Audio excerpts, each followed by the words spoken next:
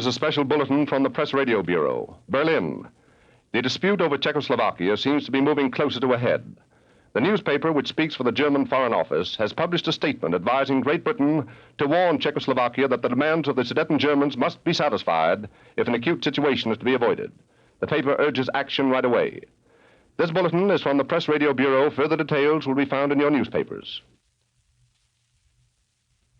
The Mercury Theater on the air.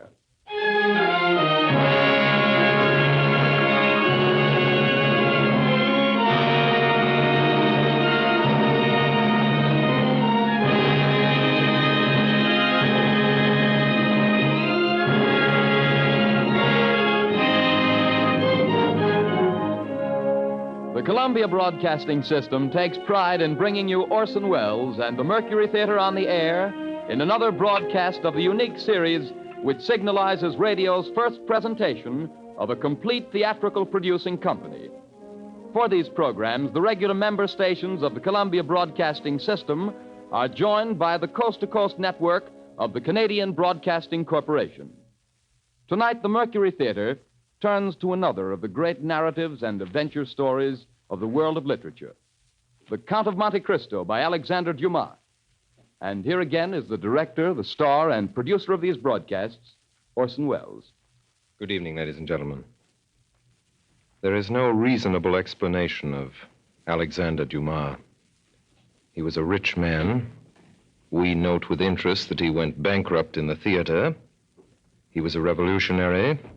His grandfather was a marquis. His grandmother was a negress. He was born as Napoleon became emperor.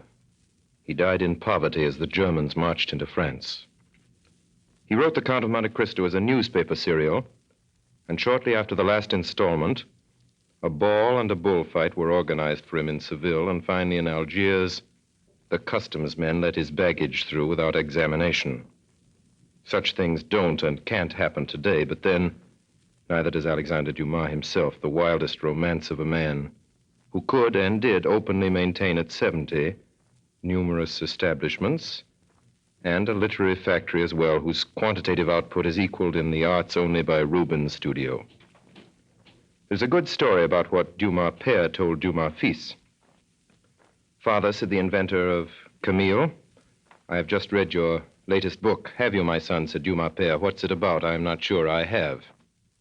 It is no secret and no shame either that the Chateau Monte Cristo was haunted by many ghostwriters, and that its owner signed his name to more books than anyone could ever write. It is not expected of Pharaoh that he build with his own hands his own pyramids, and the mere blueprint of one Dumas plot is an airtight alibi for a whole career. Of all these, out of question, the most gloriously complex, possibly the most impossible, a mathematical miracle, as perfect as Watchworks and as big as Pittsburgh, among hundreds, one Dumas plot persists as the most ingenious tall story ever perpetrated by the mind of man.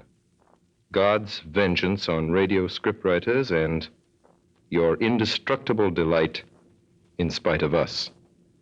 Here, then, is a humble 57 minutes worth of The Count of Monte Cristo.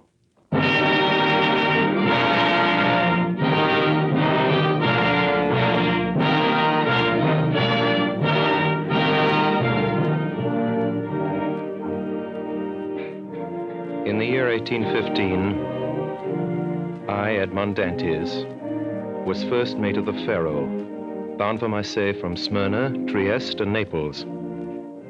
The day we left Naples, the captain was attacked by a fever and died within 3 days. On the 28th day of September, we sighted the coast of France. Some hours later, we rounded the Chateau d'If and entered Marseille harbor. Monsieur Morel, the owner, came aboard. Good day, Monsieur Morel. Good day, Monsieur Danglars. You've heard of the misfortune that's befallen us, Monsieur Morel? Yes, you mean poor Captain Leclerc. He was a brave and an honest man. And a first-rate seaman, grown old between sky and ocean. Well, a man needs not be old, Danglars, to know his business. Edmond Dantes, your mate there, seems to understand his thoroughly. Hey, let go the anchor!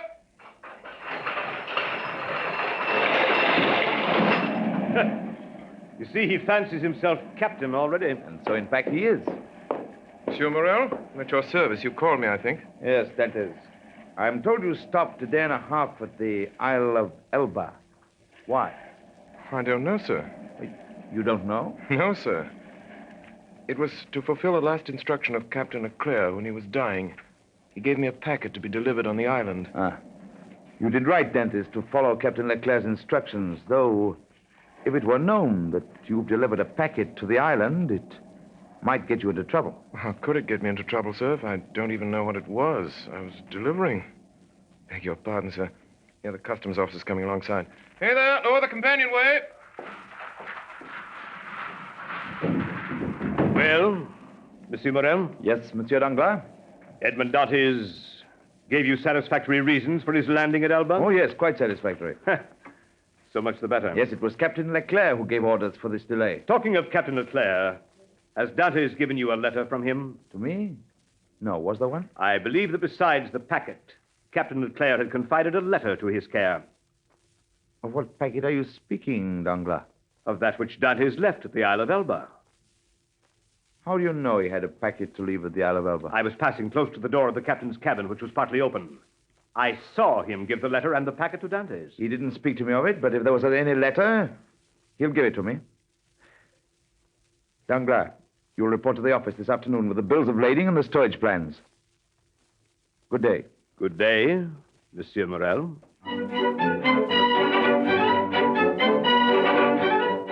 It's a wonderful thing to be home again after 3 months at sea. To see the places you've grown up in as a boy and the streets full of people. I found my father in the little dark room where he lived on the 4th floor of a house in the Rue du Noyer. Father. Oh, Edmond. Father. What is it? Are you ill? Father, what's wrong with you? No, my boy, my son, no, but I didn't expect you and the joy and surprise of seeing you so Father. suddenly. Father, listen to me. I'm to be captain at 20, a captain with 3,000 francs pay and a share in the profits. Isn't that more than I could have hoped for? Yes, dear boy. Much more than we could have expected. Smart young dog, your son, eh, Dantes? In the doorway stood our neighbor, the tailor, Caderousse. Captain, eh? I know someone below the church of Saint Michel who won't be sorry to hear about this, eh, Dantes? Mercedes? That's who he means, Father. And now that I know your will, with your consent, I'll go to her. Oh, go, dear boy, and heaven bless you in a wife, as it blessed me. In a wife? How fast you go, Father Dantes. She isn't his wife yet, as far as I know. She soon will be. Yes, but you were wise to return when you did, my boy. Well, Caderousse, what do you mean by that? Oh, I don't mean anything in particular. Mercedes is a very fine girl, and fine girls never lack suitors. There's one in particular, a cousin of hers, I think he is. Fernand Mondego. I've even heard it What's said... Oh, don't worry, my boy. Now that you're captain, who could refuse You you? mean to say that if I were not a captain... I didn't say that, my boy. I didn't say that. No offense meant, my boy. No offense.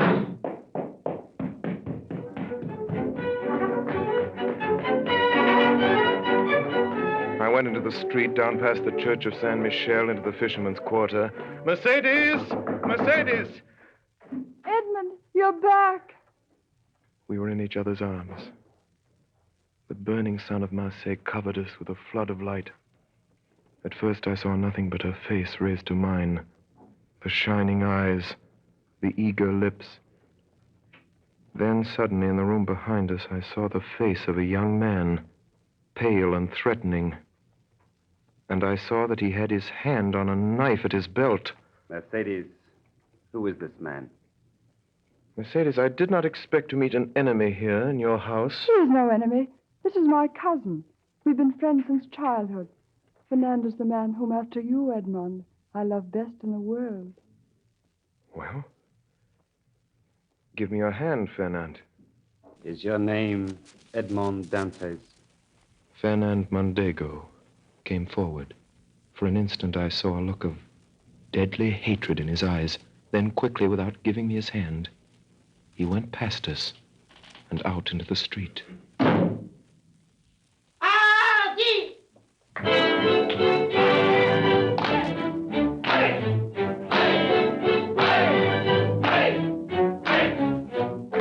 betrothal feast is a gay affair in the South. Monsieur Morel removed every difficulty. The papers were soon drawn up. The arrangements were simple.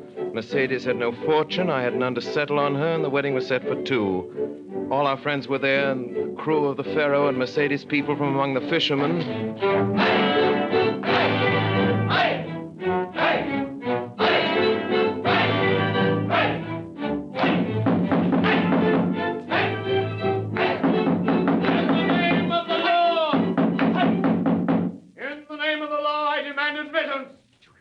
What did he say? The law. Yes, better open it.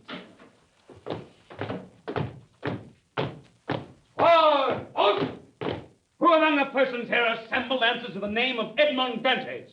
I'm Edmond Dantes. What do you want of me? Edmond Dantes, in the name of the law, I arrest you. Arrest me? What have I done? I cannot inform you. You'll be duly acquainted with the reason for your arrest at your first examination. Officer, he is my What son. smuggling do you think? He's done nothing wrong. He's a good boy. Edmund. It is possible, in which case every reparation will be made. Edmund. Meantime, Edmond Dantes, you're under arrest. Why? Follow me. All attention! All!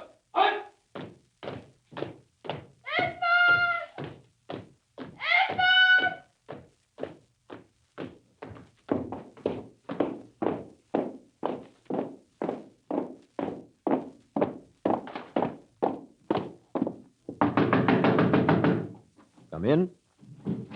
Monsieur de Villefort, here is the prisoner. Bring him in. Wait outside. Yes, sir. What is your name?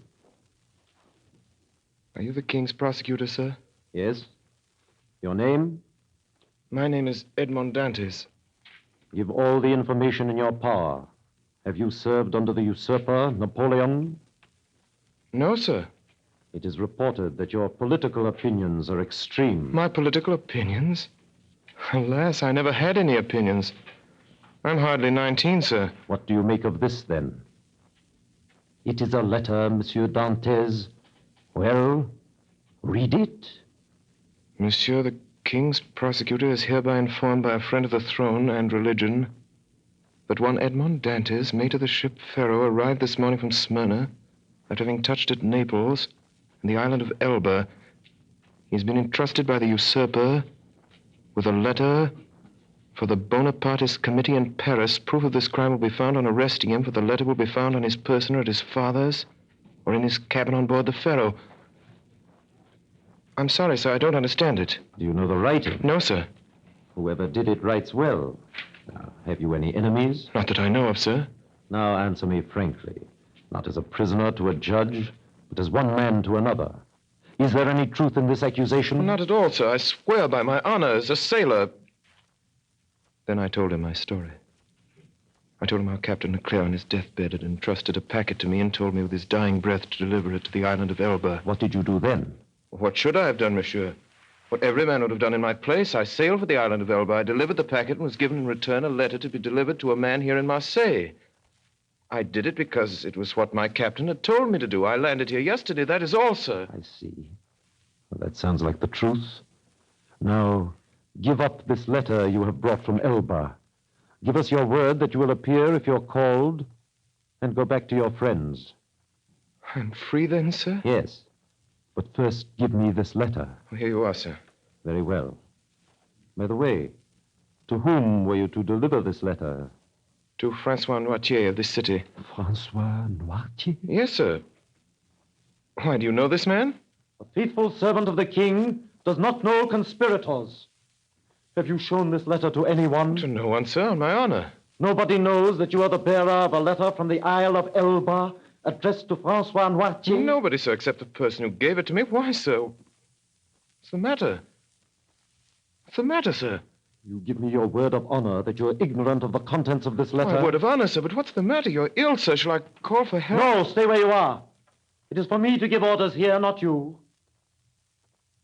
I'm sorry. I am no longer able, as I had hoped, to restore you to liberty. Before doing so, there are formalities to be gone through. I'll try to make them as short as possible. The principal charge against you, as you know, is this letter. And you see what I do with it. You see, I destroy it. Oh, Monsieur de Villefort. Your goodness itself. Now then, do you trust me? Order me, sir, and I'll obey. Listen, this is not an order, but advice that I give you. Yes, monsieur. I shall keep you until this evening here in the Palais de Justice. Yes, sir. Should anyone else question you, don't breathe a word of this letter. I promise. You see, the letter is destroyed. You and I alone know of its existence. So if they question you about it, deny all knowledge of it. I will, sir. It was the only letter you had. It was. Swear it. I swear. Did you ring, monsieur? A guard entered. Villefort whispered something in his ear, to which he replied by a motion of his head. Follow this man, Monsieur Dantès. He has his orders.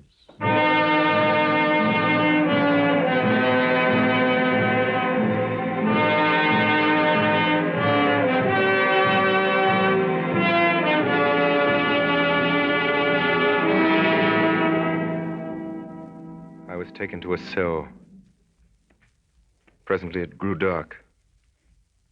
Hours later, I heard steps coming along the corridor.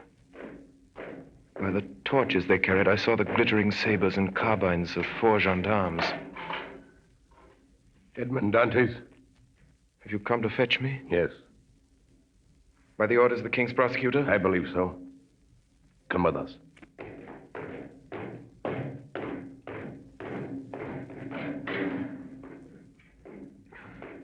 Is this carriage for me? It is for you. Get in.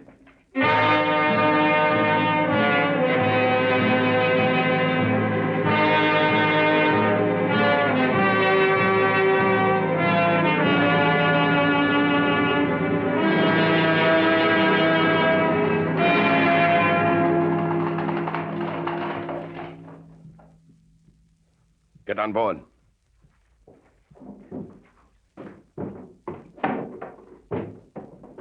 Heave off there!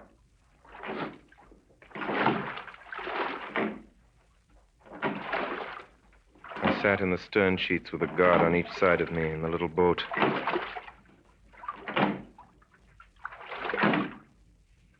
Hey there! King's business! Lower the chain!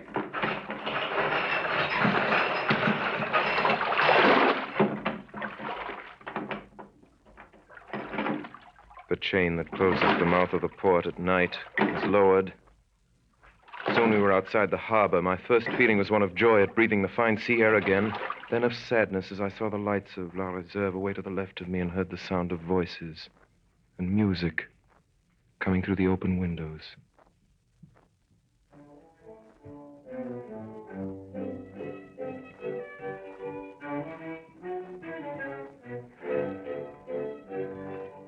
Now we had passed the Tête de Mort. We were in front of the lighthouse. We were about to double the battery.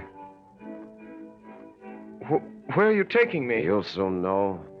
But I want to know... We are forbidden to give you any information.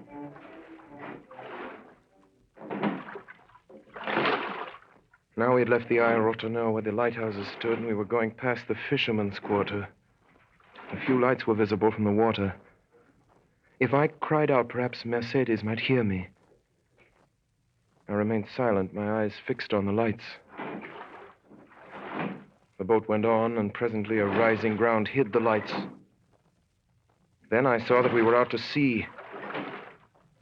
Comrades! For the love of God, tell me where we're going. You're a native of Marseille and a sailor, and yet you don't know where you're going? I have no idea. Well, unless you're blind or have never been outside the harbor, you must know. No! Look around you. Then suddenly, within 100 yards of me in the night, I saw a dark, frowning rock with a tower on it, like a great black scaffold. The Chateau d'If. Quite right, my friend. The Chateau d'If. Help! Help! Let me go! Help! Help! Help! I'm innocent! I'm innocent! I'm innocent! I'm innocent!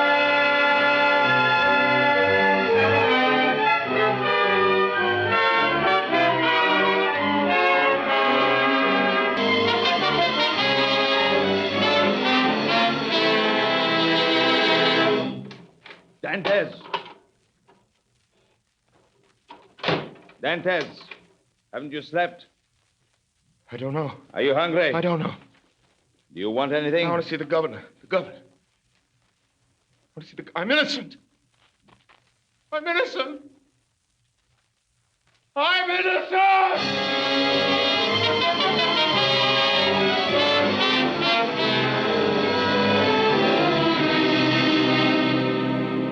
Another day. Another eternity. I threw out my food onto the floor. I walked round and round the narrow cell like a wild beast in its cage. I tore up the straw of my mattress. Dantes! Well, are you reasonable today? I want to see the governor. I've told you that's impossible. Why is it impossible? It's not allowed. I want to see the governor. Take my advice, my friend. Don't brood over what's impossible. You'll go out of your head. You think so? We had an instance of it here in this cell. The priest who was here before you. He kept offering the governor 1,000,000 francs for his freedom. In the end, he went out of his head. When was he in this cell? 2 years ago. Was he set free? No. He was put in a dungeon. Listen to me. I want to see the governor. If you don't let me see the governor someday, I'll hide behind the door, and when you come in, I'll dash your brains out with a stool. Threats, eh? Hey, put that stool down. Are you going to let me see the governor? Put it down. Put that stool down. Put it down. Where do I see the governor? Yes. You shall see the governor at once. That's better. It's better. Hurry.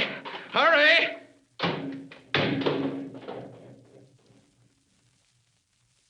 Presently, the jailer returned with 4 soldiers.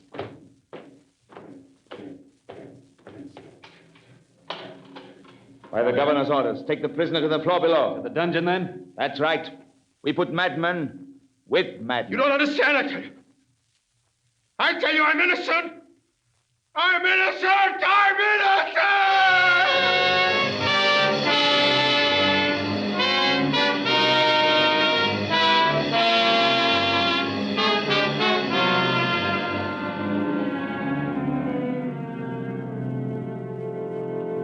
Months went by underground, foul, humid, and dark. Every day, twice a day, morning and evening, the jailer came to my cell and put down the vile food and went away without speaking to me. My hair and nails had grown long, and my skin was white as a leper's. I'd been proud the first months. Now I began to beg. I begged to be moved from this dungeon to another. I begged to be allowed to walk about. I begged for books. Nothing was granted. I spoke to the jailer when he brought me my food. He rarely answered me. But to speak to a man, even though mute, was something. I tried to speak when alone, but the sound of my own voice terrified me. After what must have been 3 or 4 years, the governor of the Chateau d'If was transferred. The new man never troubled to learn my name. I was no longer Edmond Dantes. It was number 34. I took to praying, but not as men pray in prosperity. In my prayers, I laid out every action of my life before the Almighty. Still, I remained a prisoner. Then a deep gloom took possession of me, and then furious rage and savage thoughts of revenge. And wildly, I dashed myself against the walls of my prison. I tore at my own flesh with my nails, and then in the end, I began to think of dying. I swore that I would starve myself to death, so every morning and every evening I threw out through the small grated window all the food the jailer brought me, every bit of it, at first gaily and then thoughtfully, and then with regret. I held the plate in my hand for an hour at a time, gazing at the morsel of bad meat, of tainted fish, of black and moldy bread. Then I remembered my oath and threw the dish away. One day, I found I had not sufficient force to throw my supper out of the window. The next morning, I could hardly see or hear. I knew I was dying. The day went by. I felt a sort of stupor creeping over me. The gnawing pain at my stomach had ceased. My thirst had abated. When I closed my eyes, I saw myriads of lights dancing before them. I was on the edge of that mysterious country called death.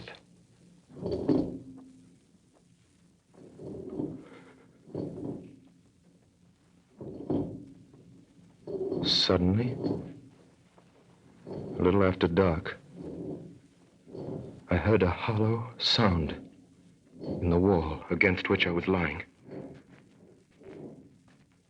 I sat up and listened. It was a continual scratching, as if made by a huge claw or some iron instrument scraping against the stones. Then all was silent. Soon afterwards, it began again. Nearer and more distinct. Perhaps it was only a workman repairing a neighboring dungeon. I would soon find out. The sound continued. With my earthenware jug, I knocked against the wall where the sound came.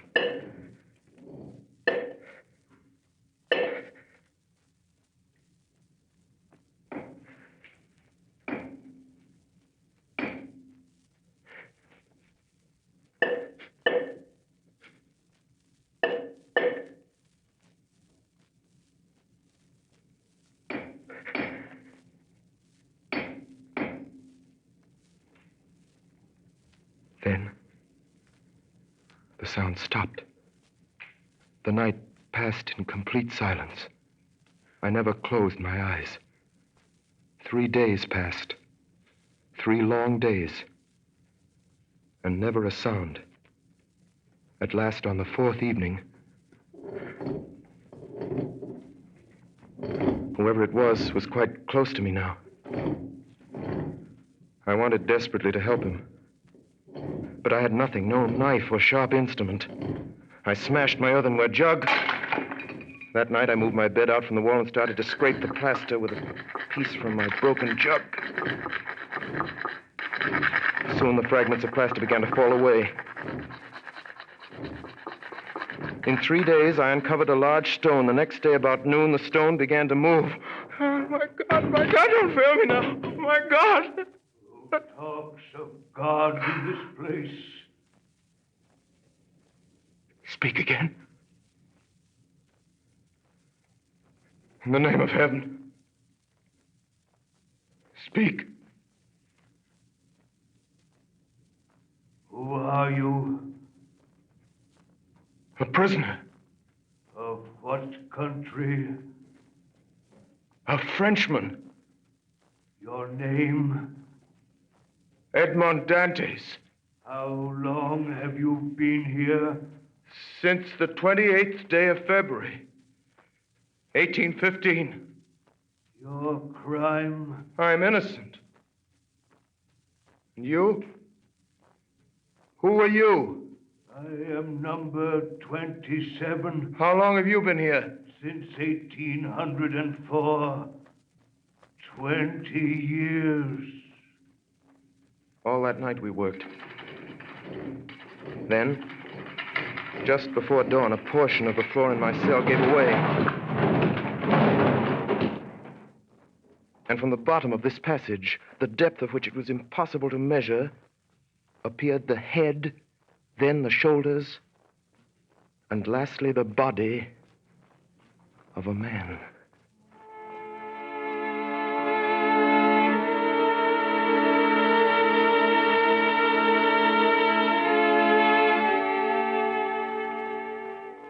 To this man, I owe all that I possess, all that I know, all that I have become. In the prison, he was known as the Mad Priest. I never learned his name. For 8 years, we saw each other every day, using the tunnel he had dug through the solid rock, concealing the mouth of the passage with stones carefully fitted in place. By the sundial he had traced on the wall of his cell, we knew the hours of the guard's visit. The rest of the day we were together. He had been a great scholar in his day, and all that he knew, he taught me with infinite loving patience, day after day, year after year. Then, one morning when I went down, I found him standing in the middle of his cell, pale as death. Quick, Dantes, quick. Listen to what I have to say. What is it, Father? Tell me, I beseech you. What's the matter? I am dying. Help me to my bed. See, half my body is paralyzed already. Here, Father. Thank you, my son. Now listen to me. All is over with me. This night or tomorrow, I shall be dead. But, Father... I know the illness. There is no hope. And I shall never leave this place now. Before I die, there's something I want to give you. In his hand, he held a morsel of paper tightly rolled together. A half-burned paper on which were some lines of Gothic character, traced with a peculiar kind of ink. This paper, my child, is my treasure. From this day forth, it belongs to you. Your treasure? Oh, yes. I know what's passing through your mind at this moment. Even now, you, like all the others... But be assured, my child, I am not mad. This treasure exists. Read what it says. This treasure, which may amount to declarable April 14. See? I see nothing but broken lines and unconnected words. Yes. To you who read them for the first time. But to me, who have grown pale over them by many nights' study, who have reconstructed every phrase, completed every thought. Have you ever heard of the great Spada treasure? I've heard sailors talk of it, yes. For 10 years, I worked for the House of Spada. That paper you have in your hand is what is left of the will of Cardinal Spada, murdered by Roderick Borgia. Now, take this and put the two pieces together and read. The 25th day of April, 1498, being invited to dine by His Holiness Alexander VI, and fearing for my life, I declare to my nephew Guido Spada, my sole heir, that I have buried in a place he knows, in the caves of the island of Monte Cristo, all I possessed of ingots, gold, money, jewels, and diamonds, which treasure may amount to nearly 2 million of Roman crowns, which you will find in the farthest angle of the island cave. And this treasure I bequeath and leave entire to him as my sole heir, Rodrigo Spada. 10 million crowns. Yes, 100 million francs of our money. Think of the good a man could do in the world with 100 million francs. Yes. And now, I am dying. With my dying breath, I leave this treasure to you. Pray God you'll be more fortunate than I. But I have no right to it, sir. You are my son, Dantes. You are the child that God sent to console me in my captivity.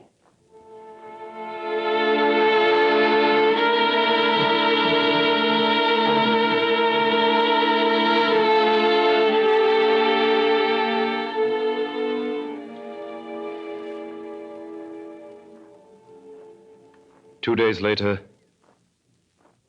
in fearful agony, he died.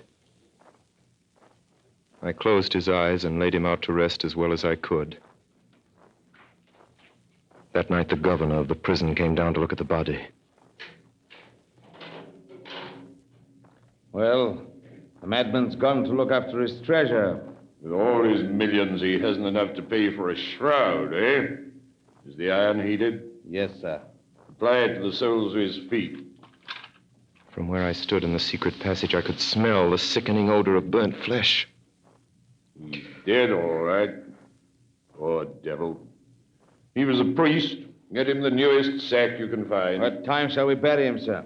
The usual time.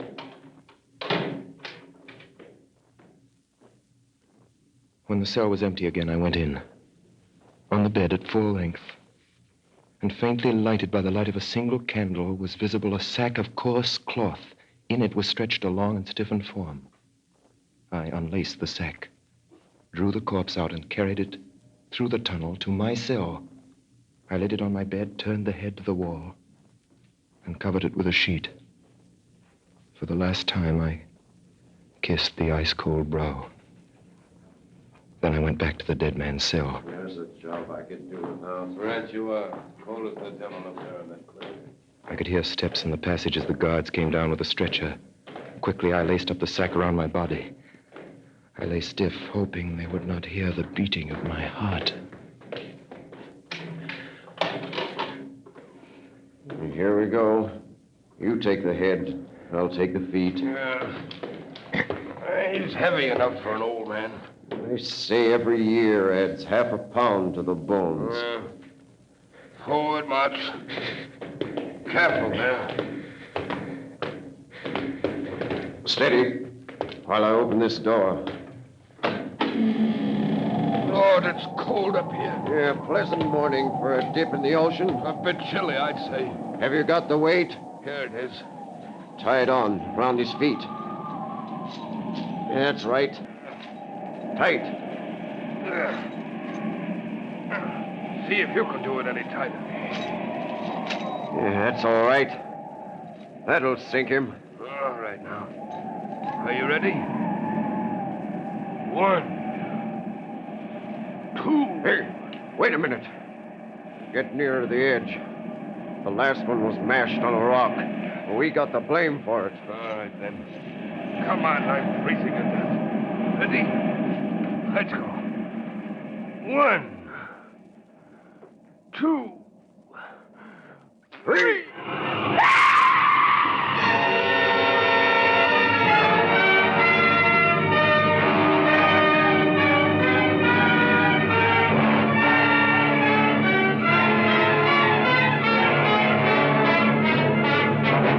You are listening to the CBS presentation of Orson Welles and the Mercury Theater on the Air in Alexander Dumas' Count of Monte Cristo. The performance will continue in just a moment. This is the Columbia Broadcasting System.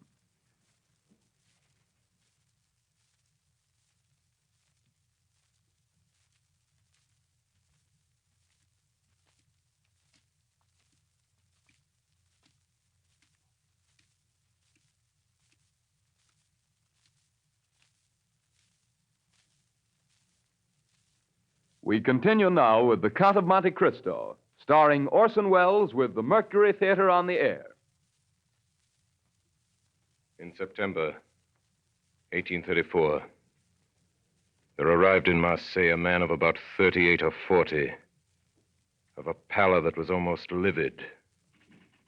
He gave the impression of a man who had been enclosed for a long time in a tomb. Soon after landing, he inquired for a man by the name of Dantes. And hearing that he'd been dead for the past 14 years, he asked for a tailor called Caderousse. Are you Gaspard Caderousse? I am. Let's go inside, my friend. I have to talk to you. Well, what is it? Monsieur Caderousse, in the year 1814 or 15, did you know a young sailor by the name of Dantes? Dantes? Yes. Why do you ask? Is he alive? No, he died in prison. Died, eh? What did he die of? What do young, strong men usually die of in prison? He died of sorrow and a broken heart. And before he died, he begged me to clear his name. He gave me the names of the people here in Marseille who had been his friends. There are 3, he said, besides my father and the girl I was betrothed to. One of them is Caderousse. He said that? The second is Danglars. Danglars?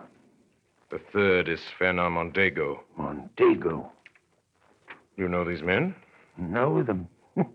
Where in heaven's name have you been, my friend? There isn't a man in France who doesn't know them. Danglars is a millionaire, has a banking house of his own. Baron Danglars, he calls himself now. And Mondego's a count and a cabinet minister and an officer of the Legion of Honor, with a house in Paris a block wide. I could tell you something about these 2. Not that it'll do much good now that he's dead. Who? That young fellow you were talking about, Dantes. I've a good mind to tell you anyway. Do you know who sent Edmond Dantes to prison? Well, I do. It was 2 men who were jealous of him. One for love and one for ambition. And do you know who they were? I'll tell you. Mondego and Danglars. I thought they were his friends. That's what he thought. What did they do? They denounced him to the police as a traitor. And was he a traitor? No more than you or I. Which of the two denounced him? Both, monsieur. It was Danglars who wrote the letter, and Mondego who put it in the post. When was this letter written? At La Reserve, the night before the wedding. How do you know? Were you there? I was at the next table. They thought I was too drunk to hear. I see. How about this girl Dantes was betrothed to? Mercedes? Yes. Yes, that's her name. What happened to her? Well, sir, that's a sad story. When Dantes was arrested, she was nearly mad with grief. Pitiful it was. 6 months went by and there was no news of him. And every day there was her mother telling her he was dead and telling her to marry Mondego. She came to see old Dantes. Edmond is dead, he said to her. If he weren't, he would have returned to us. Then the old man died, and that left her quite alone. Still she waited, and still no word from him. Then, in the end, after a year, she married Mondego. And now she's one of the greatest ladies in Paris. A year. She waited a year. What did you say? Nothing. Nothing. You say Edmond Dantes' father died? Yes, soon after his son disappeared. What did he die of? If you ask me, he died of starvation. Starvation? The doctor had another name for it, but I know better. He locked himself up in his room and died of starvation.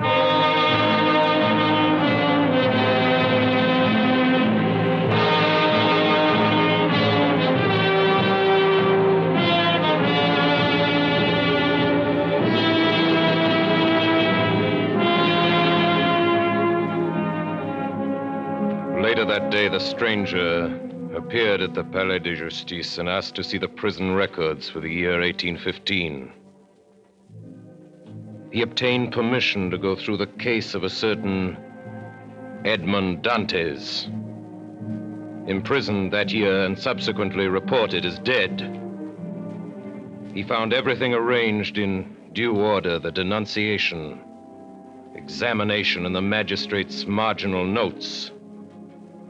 He read the examination and noted with surprise that the name of Francois Noirtier, to whom the fatal letter had been addressed, never once appeared in it. There was a notation in the margin which read as follows: Edmond Dantes, an inveterate criminal, to be kept in complete solitary confinement and to be strictly watched and guarded. It was signed de Villefort. Below, in another hand, was written, prisoner killed while attempting to escape. That night, the stranger left Marseille, going north.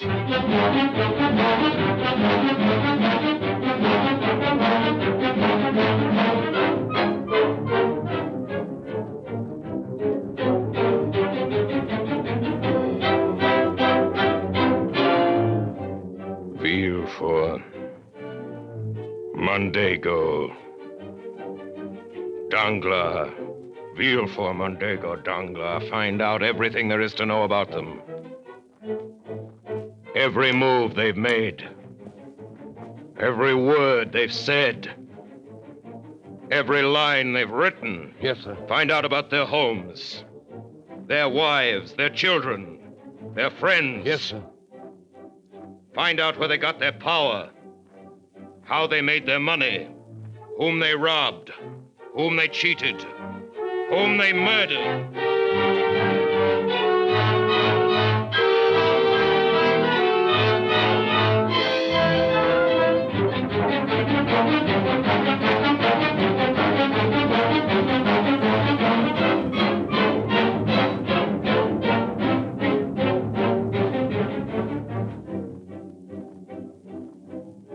One day in November, Baron Danglars head of the banking house of that name received a visit from a new client.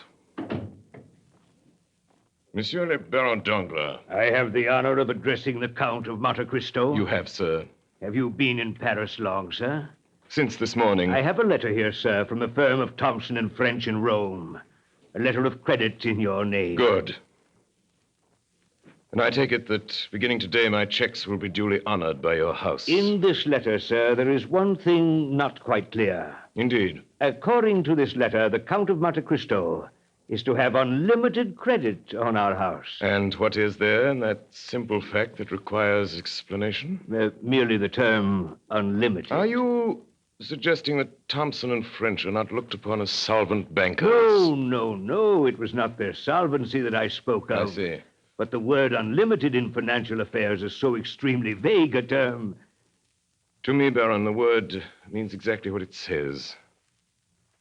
It means without limitation. I assure you, sir, that up to the amount of $1 million... I beg your pardon. I said that should you be hard-pressed, were you even to require $1 million $1 francs. million? My dear sir, for a trifle like that, I assure you I should never have troubled to open an account. 1 million francs. Excuse my smiling when you speak of a sum that I am in the habit of carrying in my pocketbook. I admit I am hardly If you would prefer not to handle this account, Baron Danglars, I have letters similar to yours addressed to Baring of London and Rothschild of the city. You need have no scruples in declining. I assure you I never entertained... No, you merely wish to be convinced that your stockholders ran no risk, nothing more. Very sound, Baron Danglars. I understand they include some of the greatest names in France. Am I right? The Duc de Mondego?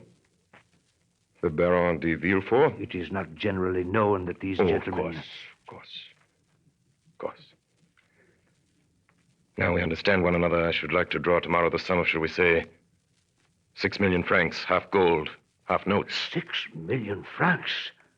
As you say, sir. If I should require more, I shall let you know. Oh, by the way, Baron Danglars, buy for me tomorrow 10,000 shares of Austrian Commonwealth. You have some information, sir, about this stock? You will find, sir, that I never gamble, except in certainties.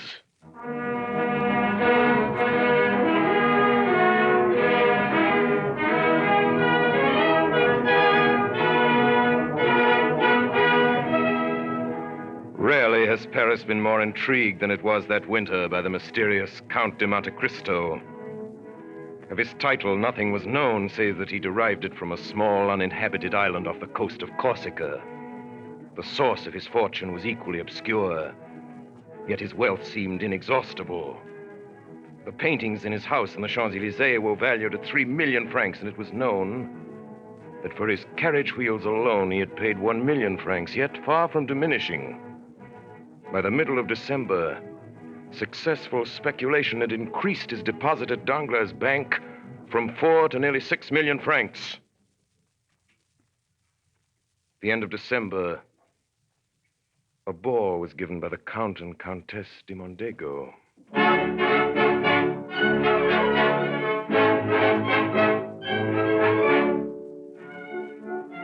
Monsieur et Madame de Neuville, Monsieur le Baron de Villefort, Monsieur et Madame de Meller, Monsieur le Comte de Monte Cristo. Mercedes, may I present the most talked of man in Paris, the Count of Monte Cristo, Countess de Mondego. I am deeply honored. What is it, Mercedes? What is it? Are you ill? It's nothing, Fernand. Perhaps the heat of this room. It was kind of you to come, sir. Will you give me your arm, Count de Monte Cristo? I am honored, madame.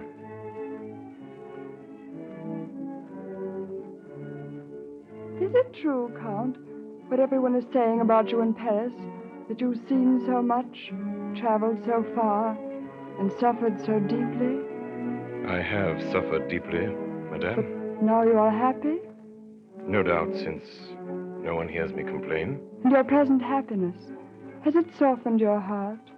My present happiness does not equal my past misery.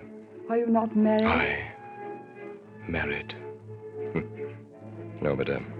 You are alone, then? I am alone. You have no sister, no father? I have none. How can you exist thus, without anyone to hold you to life? Madame, long ago, I loved a girl.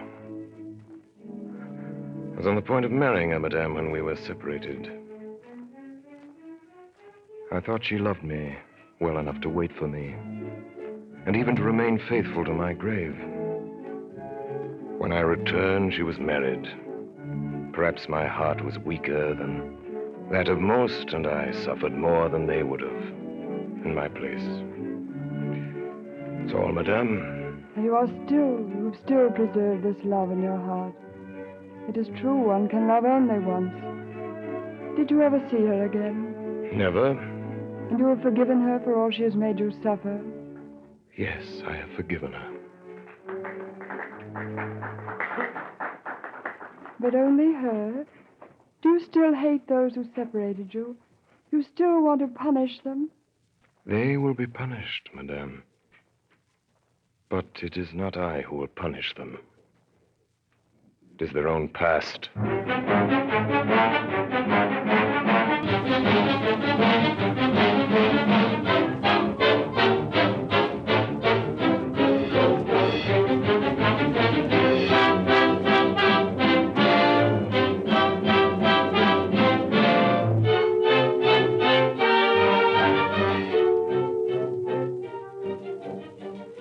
Danglars, Villefort, Mondego.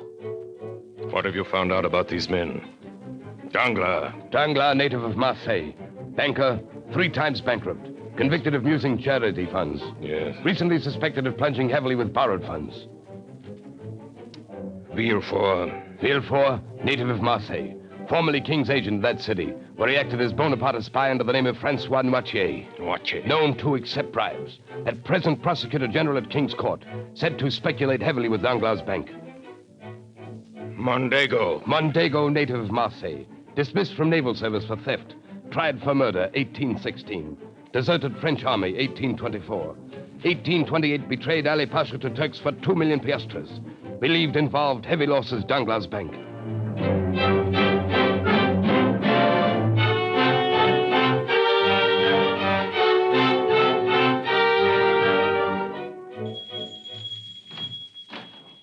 Monsieur Danglars. He's in the private office, Baron de Villefort.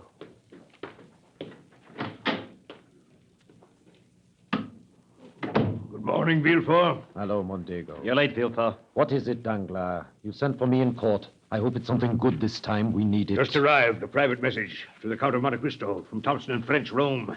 They've never been wrong yet. Does he know you intercept his messages, Danglars? Who cares? What does it say? Read it. Secret treaty signed tonight. Anglo-Italian due sharp rise. Buy all available shares, Thompson and French. Well?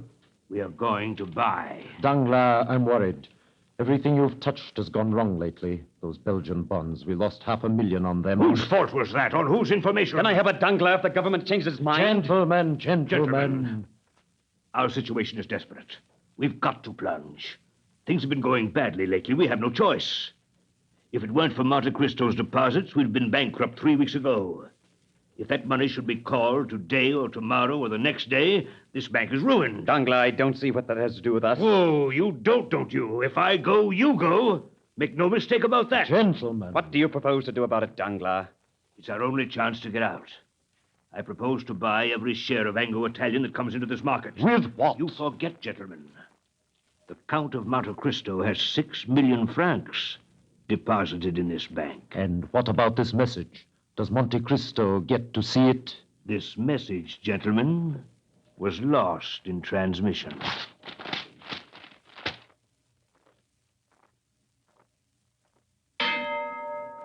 Shares of Anglo-Italian. 102. 104. Sold. 200 Anglo-Italian. 105. 110. Sold. 500 Anglo-Italian. 110. 115. 117. 125. Sold. 300 shares of Anglo-Italian. 130. 135. 300 shares at 150. 100 shares of Anglo-Italian. 160. 175. Well? 62,000 shares. How much profit does that show? So far, $750,000. And it's only a beginning. Who was selling? I don't know. I couldn't find out. Come in. Well, what is it? The Count of Monte Cristo to see you, sir. Tell him I'm not... Good afternoon, gentlemen. I hope I don't intrude. Danglars? De Villefort? Mondego? How fortunate. Gentlemen, I'm here to say goodbye. Goodbye? I have decided to leave Paris for a while. Perhaps forever. Before I go, there are certain things I have left to do. Monsieur Danglars, I am in need of money for my journey. My credit on your books as of tonight is 6 million francs, less about $1 million to cover certain stocks I sold short today. Here is a check for 5 million francs made out to cash.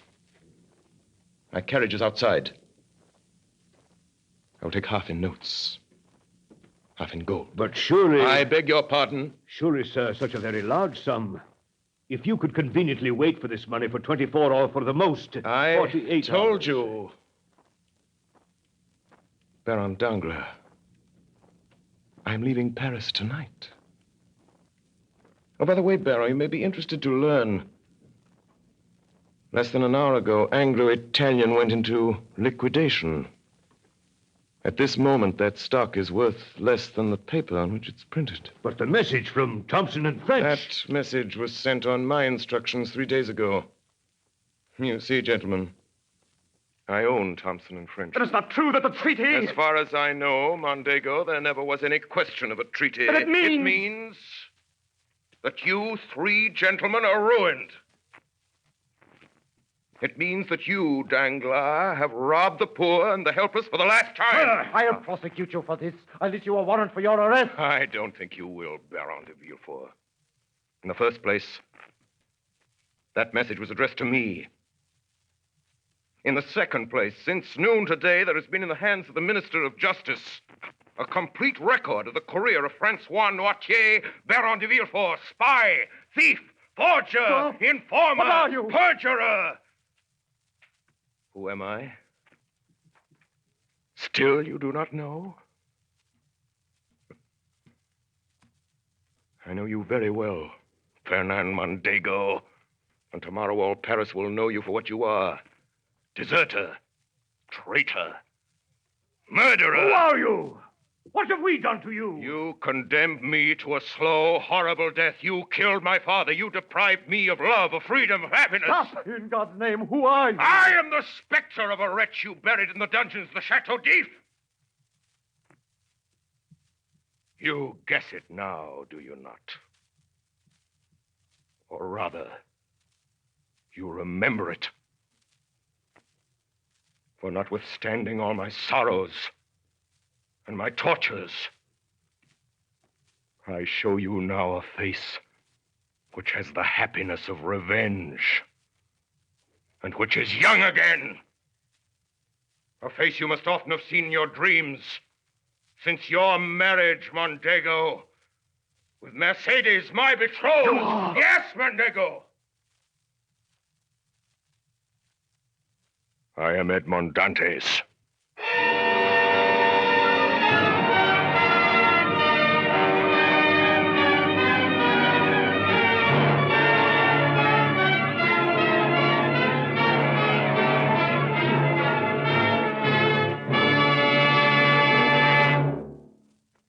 Tonight, the Columbia Broadcasting System, through its affiliated stations coast to coast and the network of the Canadian Broadcasting Corporation, has brought you a performance of Alexander Dumas' great adventure story, The Count of Monte Cristo, as dramatized in the first-person singular by Orson Welles and played by the Mercury Theater on the Air. In the cast this evening, Ray Collins as the Abbé Faria, George Coulouris as Monsieur Morel, Edgar Barrier as de Villefort, Eustace Wyatt as Caderousse, Paul Stewart as Old Dantes, Sidney Smith as Fernand Mondego, Richard Wilson as the officer, William Allen as a merchant, Anna Stafford as Mercedes, and Orson Welles as Edmond Dantes, the Count of Monte Cristo. The orchestra was directed by Alexander Semler, and Davidson Taylor supervised the production for CBS. Dan Seymour speaking.